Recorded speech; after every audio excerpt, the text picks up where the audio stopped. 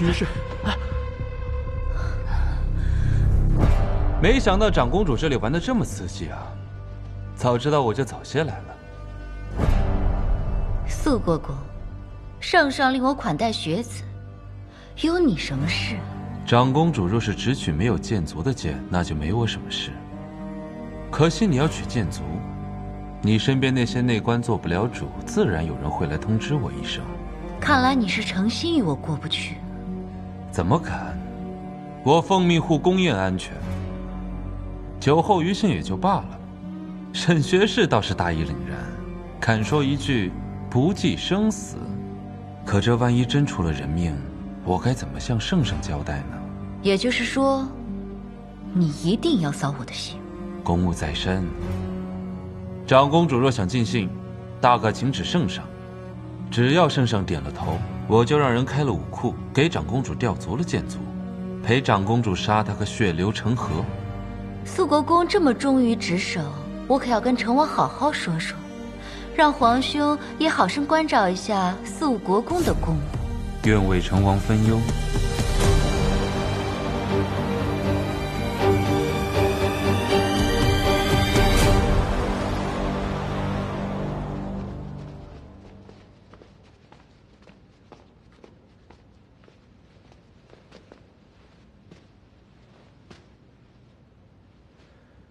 多谢素国公。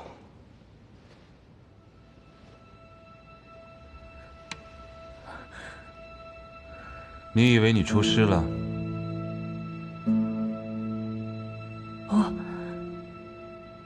对不起。圣上让诸位开怀尽兴。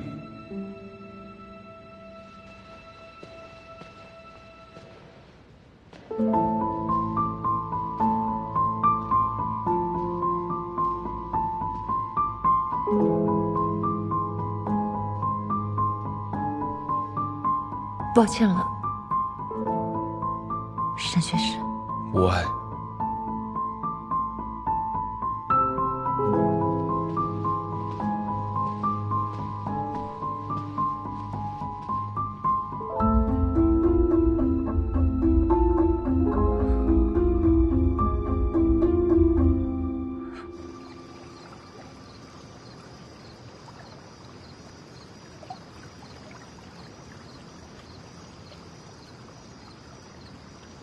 阿离，我也是身不由己。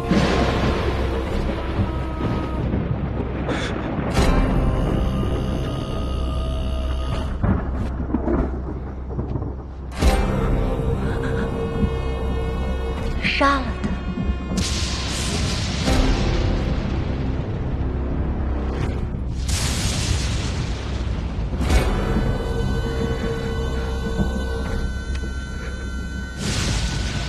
薛芳菲，我碾死你，就像碾死一只小蚂蚁。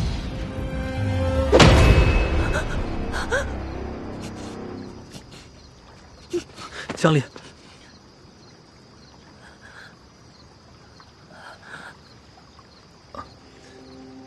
抱歉，我刚才感觉你像是要跌倒了。我没事，我只是想出来透透气。你别太往心里去，长公主确实太过分了。况且，你是江相国的女儿，她不敢拿你怎么样。我陪你走走。我们还是先回去，让别人看到我们单独在一起也不好。是我失礼了。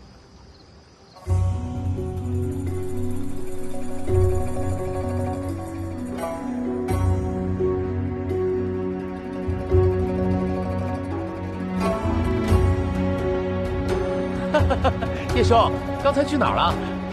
来来来，喝酒，来喝酒，喝酒！哎，快来吧！来呀！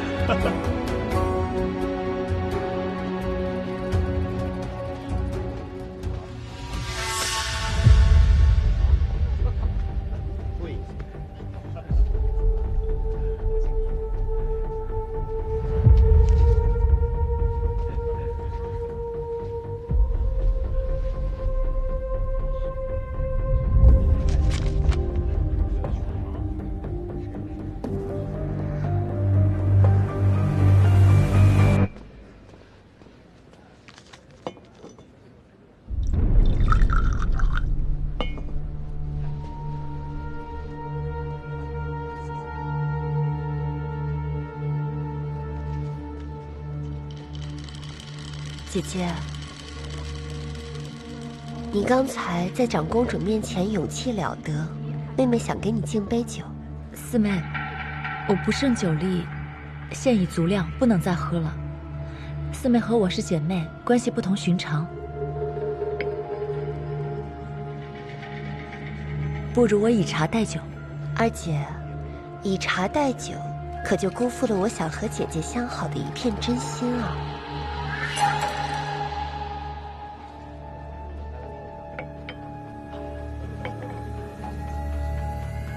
既然如此，那我就恭敬不如从命了。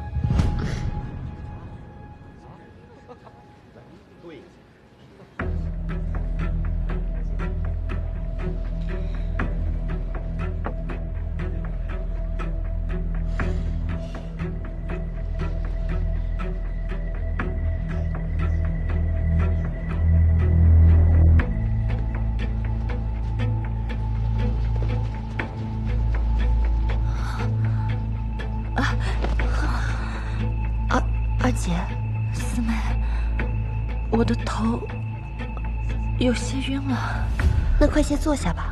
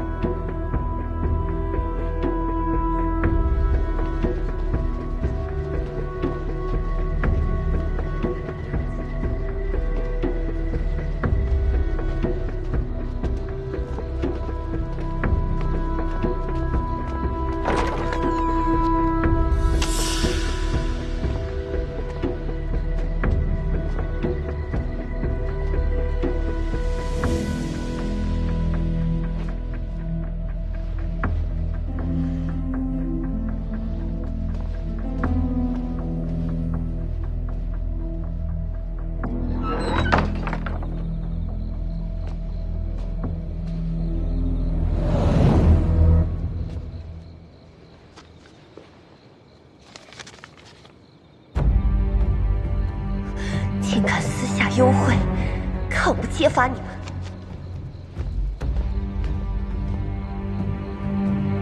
一张纸条又能说明什么？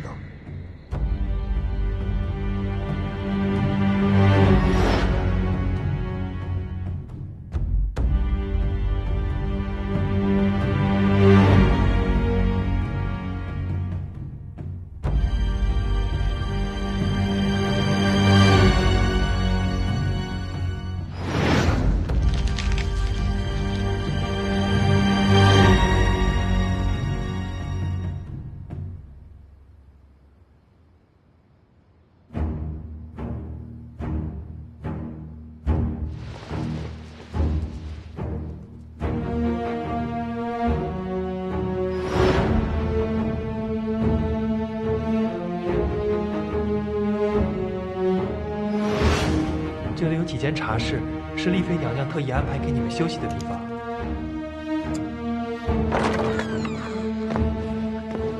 叶员外，你先在这里休息片刻，奴才去添点茶点来。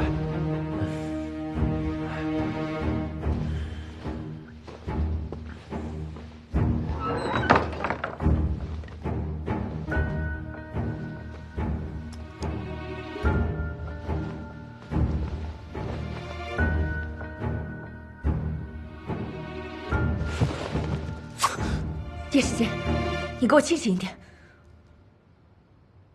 你没喝醉？我叶家是生意场上的人，胡伦酒自然没少喝。今日那些来敬酒恭贺的人，有人是来敬酒，有人分明是想浑水摸鱼。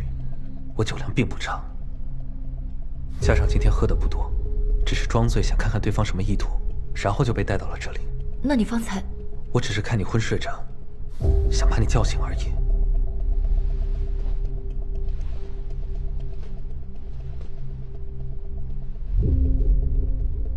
他们把我们带到这里是什么意思啊？我该说你聪明呢，还是说你傻？孤男寡女，能有什么意思？自然是想让我们酒后乱性。你别乱说！我只是想把别人的打算告诉你。那他们这么做，是为了撮合我们。你还没有明白吗？对你下药，为了让我们通奸，进而毁了我的名声，也彻底毁了叶家的仕途。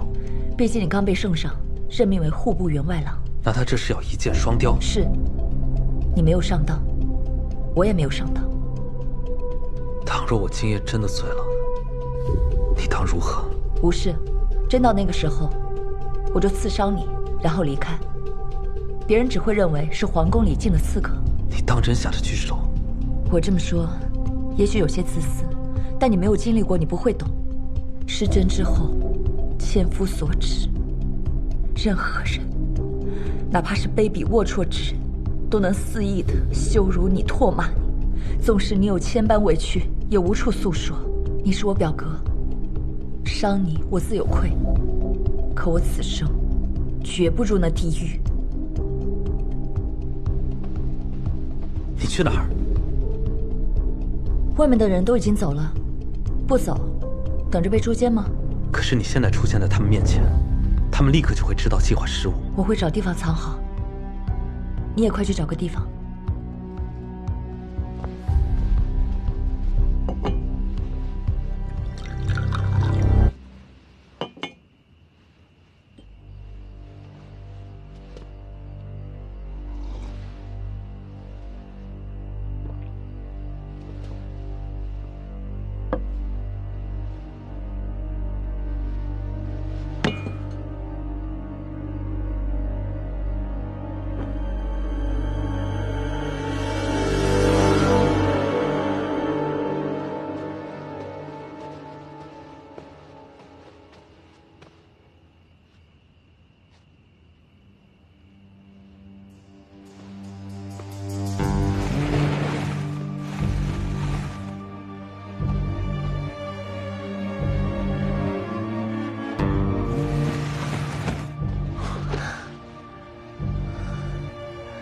我还以为你不会来了，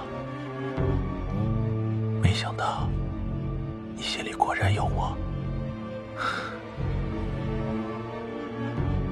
丽儿，我是真的想娶你。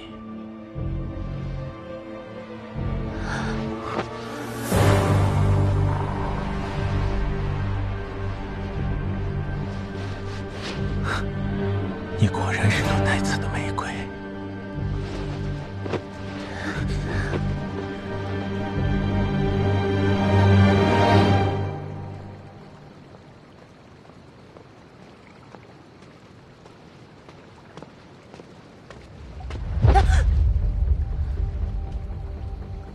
肃国公，你怎么在这儿？我不在这里，难不成跟着你去看你们孤男寡女酒后乱性？你又监视我？我奉旨护卫宫城，你们脚底下踩在哪块砖上，我都知道。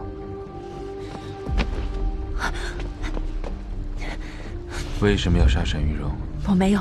你忘了，你的剑是我教的。今夜人这么多，绝不止一个人对你身份生疑。此事余浪不小，你怎么有出来？你能不能先放手？不能。刑部还关押着一个人，你们手里互相拿捏着对方的性命。你有没有想过，倘若此时有另一人的手伸出，你都知道什么？你以为只有你能玩弄我吗？你到底知道什么？我什么都不知道。我奉旨办案走司法道这么多年，刑房进得多，刑罚也见得多，没有任何一个人能挨得过大刑加身。阿里，你今夜太冲动，竟敢当众说出仰慕他沈玉荣，剑无回头路，脱宫的时候你难道就不害怕吗？你不就是回头路吗？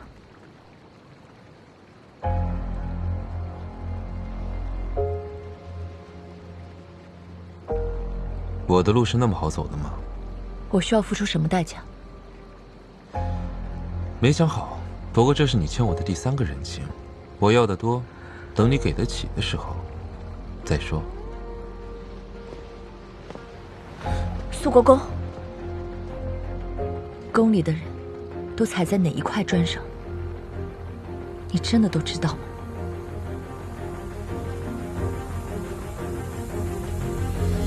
你想知道什么？我想知道沈玉荣和长公主踩在哪一块砖上。你都已经猜出来了，还问我干什么？你不是问我今晚为何如此冲动吗？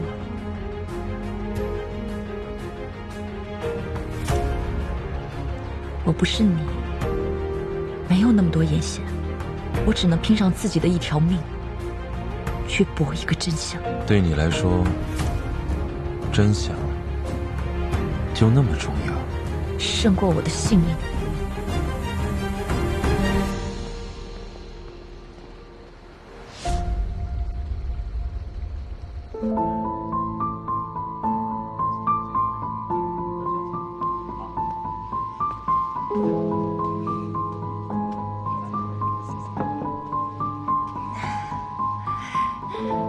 姐妹们，我们已经吃席很久了，不如出去走走，赏赏月。好呀，好呀，好呀，好呀，好呀！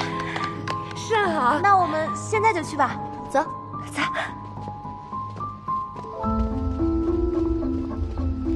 我有些口渴，我们一起饮杯茶吧。好啊，我刚好有点口渴，我也一起去。走。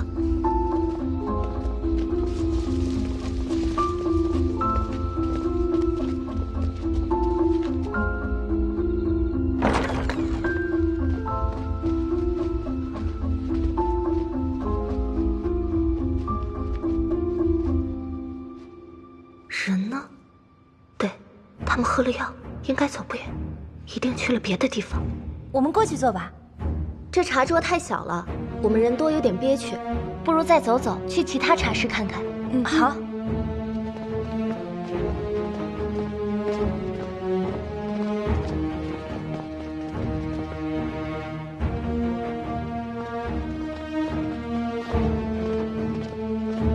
哎，你看啊，这边的花也开了，真好看。一会儿等我们出来的时候，再去那边转一转。好呀。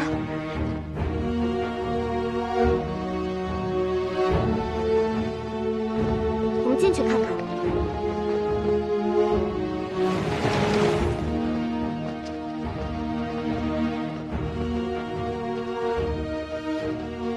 二姐，二姐。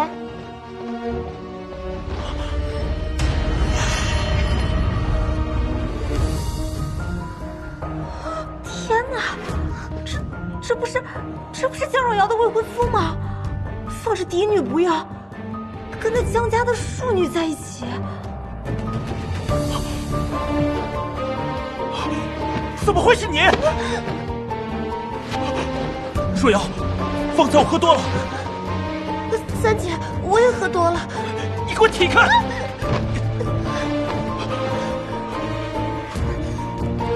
贱人，你竟然攀我未婚夫的床！救我！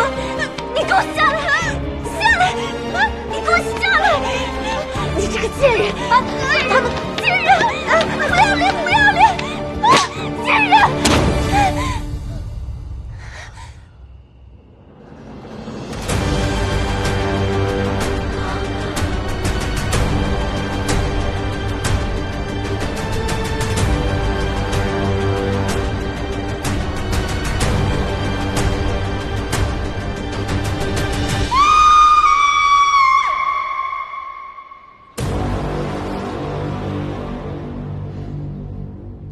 疼！好了好了，马上就好啊！你说你晚上擦，早上擦，中午擦，擦，你除了擦药，你还有别的事儿干吗？大事儿做不了主，小事儿又遭人排挤，我们在这家里是受了多少的委屈？你看女儿的脸都毁成这样，你是一家之主，你只会擦药吗？我们活该被人欺负，贞洁没了，脸也毁了，我们就应该忍气吞声。说是狗被咬了，也得汪汪叫两声吧。够了，都出去。女儿啊，我们的命真的好苦啊！娘，我不苦，我要嫁给周公子。你说什么胡话呢？这周公子是你三姐的未婚夫，你看看你父亲这个身份，这事儿能轮得到咱们吗？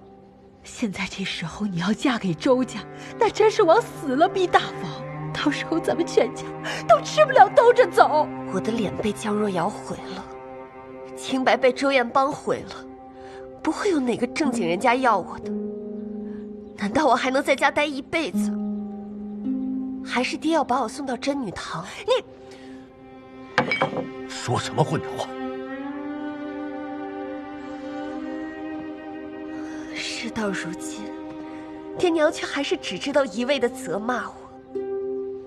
你们眼看着江若瑶是大房的女儿，叫我处处矮她一头，任她羞辱作践。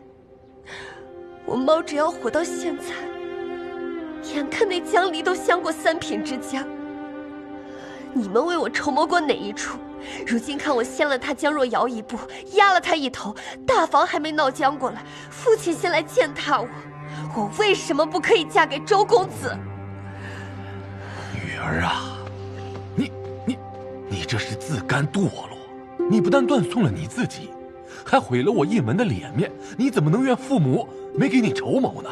不然能怎样？我只是个庶子的女儿，我也想我爹是当朝中书令。你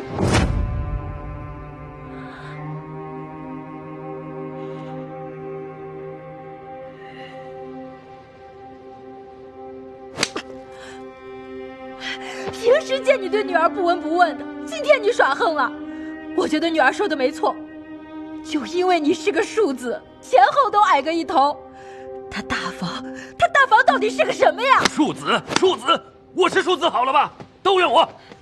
你振作点儿，现在还不是哭的时候呢。当务之急，咱们现在得想个办法，把这个难关渡过去。在劫难逃，江若瑶这门婚事算是毁了。你知道大房为了这门亲事，他费了多少心机？我们能好好的在这儿，那是因为人家还没有杀过来。我看未必。你瞪眼干什么？男女的事儿谁能说得清楚啊？是他们侯府的公子对我们女儿用了强，我们还委屈呢。他季舒然凭什么不给我们做主啊？让他江若瑶把我们女儿的脸毁成这样，我还要打到他那儿去呢。哎呦，姑奶奶，你可就消停点吧。就算这次被混过去了，那大哥也不会让若瑶跟玉娥共侍一夫的，大嫂也不会善罢甘休啊。那是以后的事儿了。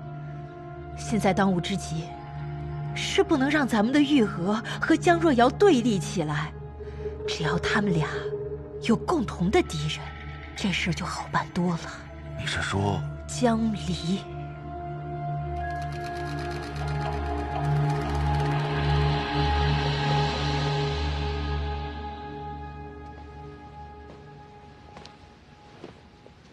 孙妈妈，哎，去安排人把这里都清理了，然后给他换套新的。是。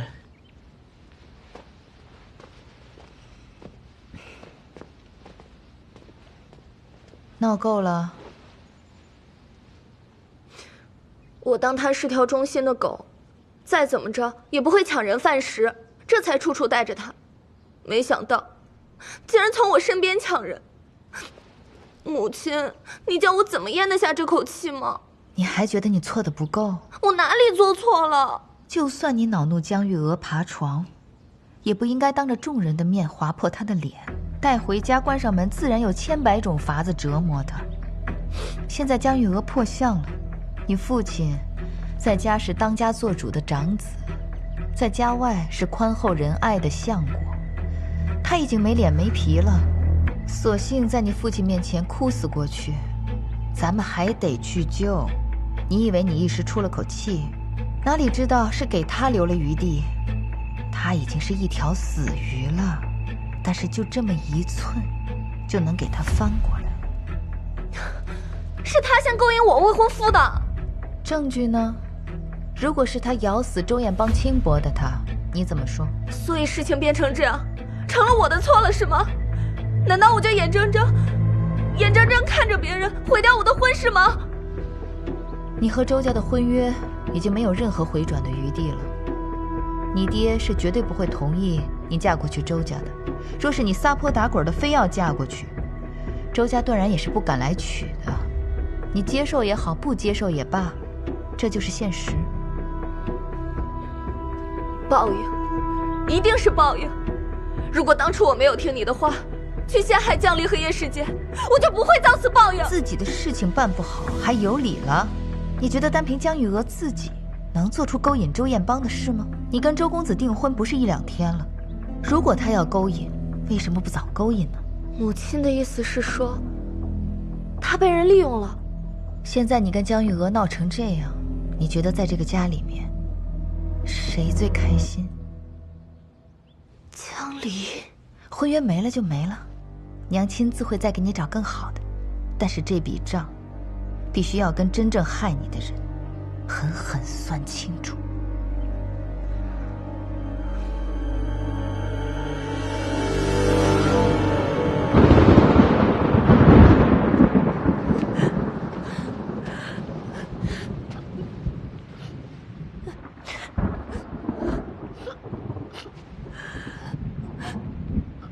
袁白也来了，你们有什么想说的，现在就说吧。大哥，你罚我吧。都起来说话，这成何体统？玉娥她坏了若瑶和周家的婚事，都是我教女无方，我对不起你们，该罚。你们这昨天闹得也太大了，那是皇宫，不是自家后院。我明白夫君为何生气，出了这样的事，若追究下来，的确是我们两家的大祸，他们也的确太不像话了。可如今，圣上不也没言语吗？那是他们命大。昨日之事，我和宁远侯夫人有个私下的默契。这毕竟两家都不好看，他们也想将此事掩盖，风言风语是挡不了的。但横竖不会再出什么大事。我今日在朝堂之上，百官看我的眼神都带着嘲笑。袁兴啊，若玉娥真对周公子有意，早点说出来不就行了？何必做出这丢人现眼的丑事？子不教，父之过，请母亲责罚。还有你教养出来的好女儿，竟然去伤害自己堂妹的脸，这等恶名要是传出去了，谁还敢上门提亲？母亲，此事确实是若瑶不对，但她与周公子自小就感情颇深，冲动之下失了理智也是常情啊。若不是玉娥犯错在先，若瑶也绝对不会这样。说1000道1万，都是玉娥的不是。我今天把玉娥带来了，要打要罚，全凭大哥处置。若瑶和玉娥平时相处的不错，我们与周家走得近，这也不是1、2天的事。因着若瑶还未发嫁，孩子们平常相处的斯斯文文，我是看在眼里的。玉娥这孩子好好的，怎么会突然犯糊涂？若不是若瑶亲眼看见告诉我，我也是不信的。要不是被人陷害，我们家玉娥就算借他10个胆子，他也不敢的。陷害？何人陷害啊？玉娥，还是你自己说吧。大伯父、伯母，我本不胜酒力，可宫宴那天，二姐一直在灌我的酒，等我喝多了头晕想休息，二姐就搀扶着我，说是带我去茶室休息。印象中，我们走了好久好久，现在想来，怕是到了那偏僻之地，到了屋子门口，二姐就借故离开了。我当时头晕的难受，没有多想，只想休息，便进了屋子，哪知周公子也在里头，也喝得醉醺醺的，还把我认成了三姐，然后就……我当时慌得六神无主，尽力挣扎，却是酒劲未过，身子无力，到底抵不过男子蛮力。后来三姐就出现了。这若是偏僻之地，若瑶为何会过去？我不敢妄说。玉娥，你快说呀，玉娥！但说无妨。我是后来听别人说，二姐把我扶到茶室以后，喊脸就对三姐说她找不到我了。三姐担心我，这才心急忙慌地找到茶室来，然后就……竟有这样的事！怨我，终究是怨我。若我知分寸，就不该在宫宴上借二姐递过来的酒，也不会酿下如此滔天大错。把江若瑶、江离都给我叫过来，两家人当面把事情说清楚，是谁的错，绝不姑息。那日宫宴太过凶险，好在姐姐有防范，最后所查之事也算顺利。出乎意料的顺利。姐姐，只是那个人是长公主，恐怕以后更加难了吧？我本来以为面圣会是我的一次机会，挑破一层帘幕，让他早来见我。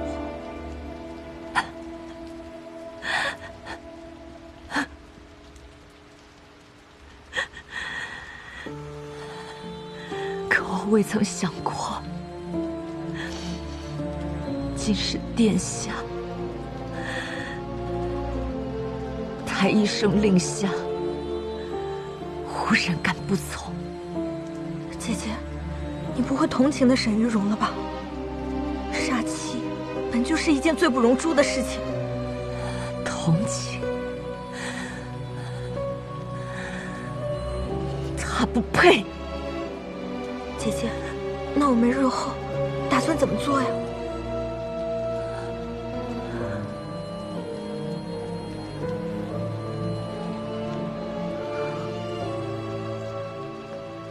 娘子，主君让二娘子去一趟晚凤堂，说是有事要问。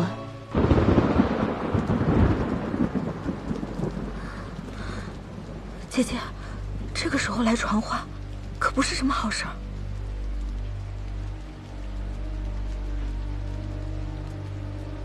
反咬一口的人醒了。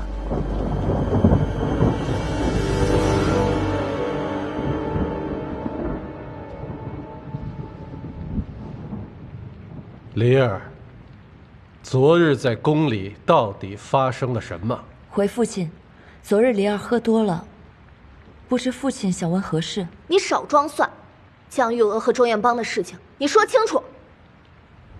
三妹想问此事。昨日我被四妹灌了很多酒，有些醉了，四妹便扶我去附近的房间休息。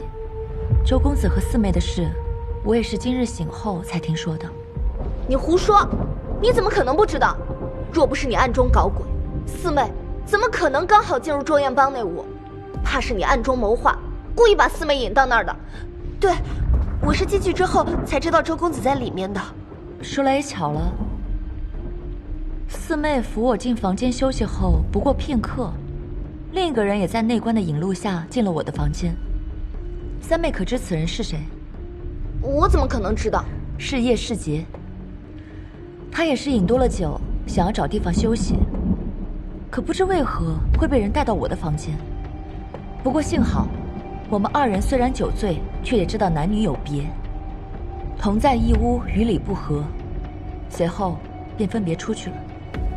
对了，我还听说了一件趣事：三妹推开周公子所在房间的大门时，还未曾见到人，便开口喊了一声“二姐”，此事又是为何呀？你胡说，我没有。当日跟你同行的几个学子可都听到此话了，三妹怎么突然不承认了呢？其实情急之下喊错人是很正常的，三妹不用这么紧张。父亲，我进屋后不过半盏茶的功夫，叶世杰就进来了，随后我们各自分别回席。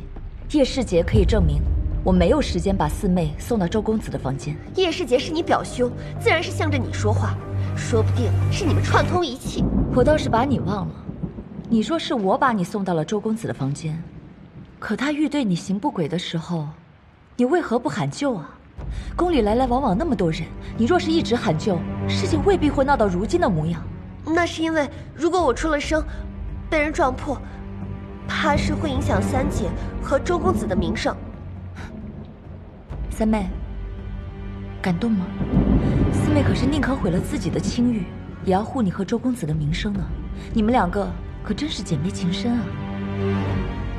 梨儿，你就别再刺激你妹妹了。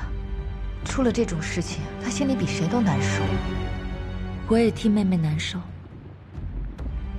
可未曾想到这一切的脏水泼到了梨儿身上。女儿为自己辩驳几句，都不行吗？你不要再狡辩了，明明就是你泼我们脏水，说不定叶世杰在碎尸时就和你暗通款曲，所以你才把他当挡箭牌。你可以不信叶世杰，总不能不信肃国公吧？有他什么事？回父亲，因为是四妹将我送到了房间。梨儿离开时并不知道回去的路，恰巧碰到了肃国公，是肃国公将女儿送回了前殿。父亲想好好为三妹讨个公道，我是知道的，但把我推了出去是小，若旁人知道我们江家姐妹不和，无凭无据便可重伤彼此，也不知会生出何等险恶居心，还望父亲三思。江离，你少装蒜！若瑶，国父明察呀，不能就这么算了。我的命好苦啊！国父，我这辈子该怎么办？我女儿以后该怎么办？够了！此等家丑，你们有何脸面争吵？传扬出去，让人知道一族姐妹互泼脏水，岂不是天大的笑话？木已成舟，是非对错有这么重要吗？你们就不想想，四丫头现在被毁了容，这今后怎么办？三丫头她未婚夫做出这种事，这以后怎么办？母亲责备的是，孩儿处置不当，我这就和三弟三妹商量如何解决此事。你们出去商量，不要在这里吵我。是。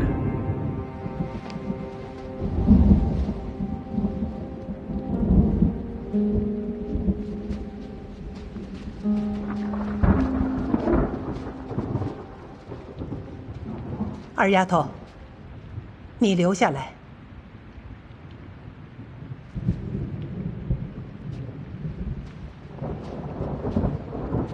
玉娥和周公子之间，到底是怎么回事？祖母最疼爱梨儿，梨儿不会瞒祖母。昨晚，周彦邦给了我一张小纸条，我不予理会，又恐旁人知晓，梨儿便收在了身上，想着宫宴结束了再做处理。直到我听说四妹和周公子的事，才发现梨儿身上的纸条不知何时消失了。还真是不知轻重的丫头。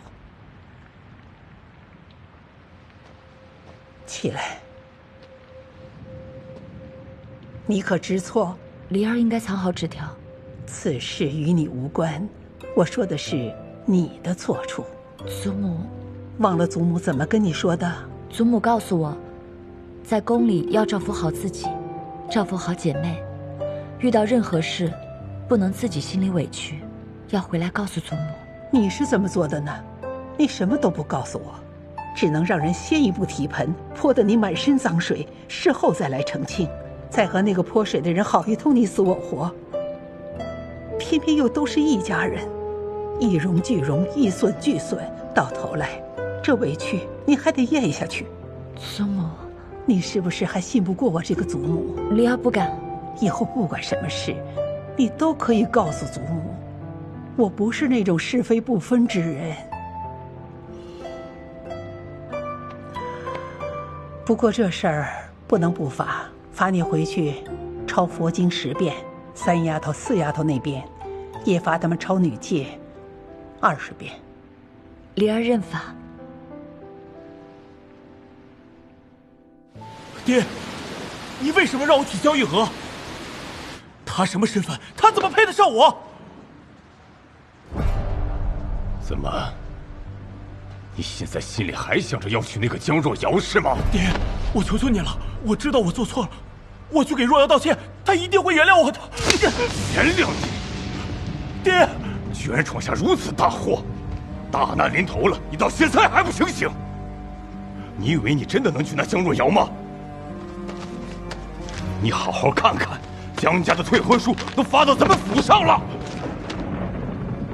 江玉娥虽然是庶子之女，可事到如今，倘若她身子没个着落，人再糊涂一些，弄出人命来，到时候圣上震怒，单不说江相国会不会罢休，祖上所有的功勋、爵位什么都留不住，明不明白？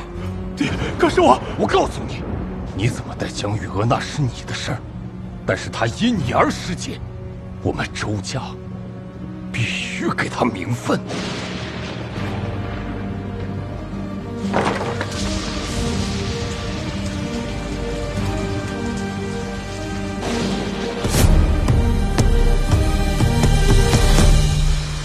路都给你们铺好了，结果你们偏偏走到岔路上，让别人钻了空子。妹妹教训的是，日后我必定会好好管束若瑶。这江离只要还在江家，以后还是会有办法对付的。若不是我在圣上面前打了圆场，怕是此事没那么容易了结。妹妹辛苦了。最近有动静了吗？我听太医说，再晚几年就不好了。可是父亲让你来问我的。没有，是我自己糊涂的想法罢了。倒也不是什么糊涂的想法，这也不是什么着急的事儿。我现在上了年纪，不比年轻的时候了。听说天象寺的菩萨慈悲，我准备去清修一段日子，调理调理身子，也修修子嗣的福气。若是妹妹要去修佛，我倒有一事相求，就看你怎么想了。说来听听。